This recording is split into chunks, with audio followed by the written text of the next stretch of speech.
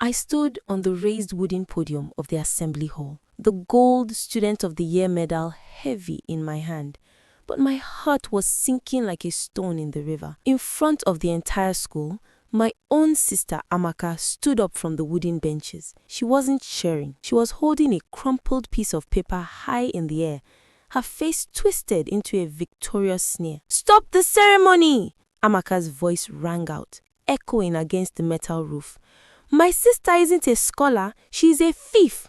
I found the leaked exam papers in her bag this morning." A collective gasp rippled through the hundreds of students in forest green uniforms. I looked at Malik, who was standing in the front row. The boy I loved, the boy we were both fighting for, looked at me with a mixture of horror and betrayal. I wanted to scream that it was a setup, but the words died in my throat as the principal stepped forward, his face like thunder. You're probably wondering how I, the quiet girl with the best grades in Omu-High, ended up being called a criminal by my own blood. Well, to understand the trap, we have to go back to the first day of the final term. Living in the same house as Amaka was like living with a beautiful, hungry leopard. We shared everything: the same room, the same red earth compound, and the same dream of winning the city scholarship. But while I spent my nights by a dim kerosene lamp studying, Amaka spent hers perfecting her braids and planning how to get closer to Malik. Malik was the son of the district head. He was smart, athletic, and had a smile that could melt the wax off a candle. At Omu-High, every girl wanted him, but he only had eyes for one person. One afternoon, in the secret River Gully behind the school, Malik took my hand. The ferns were cool against our skin, and the water bubbled over the stones. "Favour," he whispered, his charcoal eyes fixed on mine. "When we win that scholarship and head to the city university, I don't want to go alone. I want you by my side." He didn't know that Amaka was watching from the tall elephant grass. I saw the flash of her pink backpack as she turned and ran. I knew then that the scholarship wasn't just about my future anymore. It was about a war between two sisters. The weeks leading up to the finals were a blur of green uniforms and red earth dust. Amaka changed. She became sweet. She started bringing me tea while I studied, her long braids swinging as she leaned over my desk.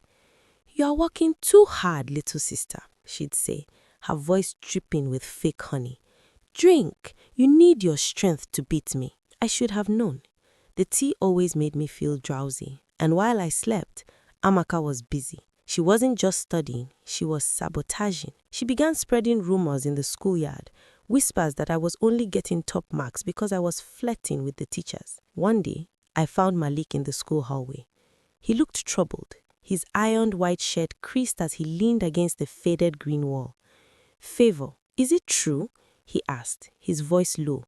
"Amaka said she saw you sneaking into the principal's office last night." "Malik, you know me," I cried, my heart breaking. "She's lying because she wants the scholarship and she wants you." Malik wanted to believe me, but Amaka was a master of the sibling drama. She played the part of the concerned sister perfectly, even crying in front of Malik about how worried she was for my reputation. The night before graduation, the final exam papers were stolen from the principal's safe. The school was in an uproar.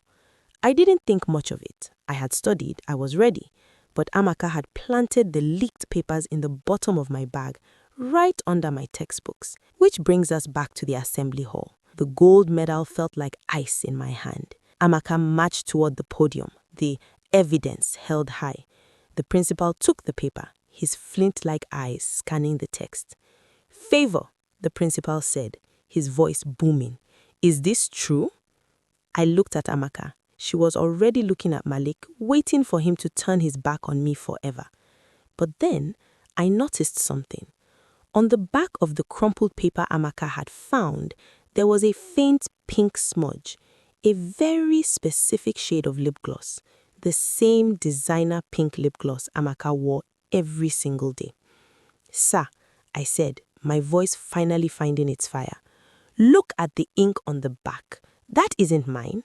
And check the handwriting on the margins. Those aren't my study notes.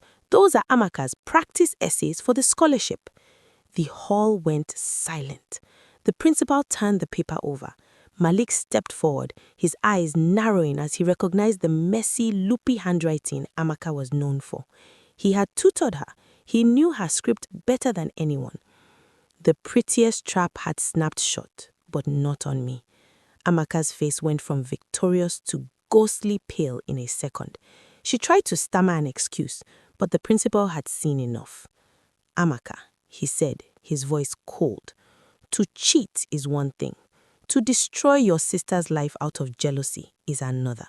You are disqualified from the scholarship and you will face the board for theft."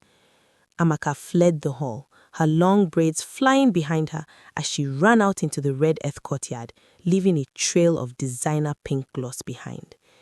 Malik walked up the steps of the podium. He didn't say a word. He just took the gold medal from the principal and placed it back around my neck. "I never doubted you," he whispered, so only I could hear.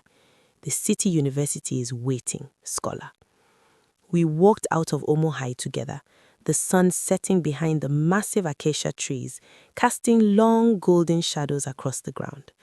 I had won the scholarship, I had kept my heart, and I had finally stepped out from my sister's shadow.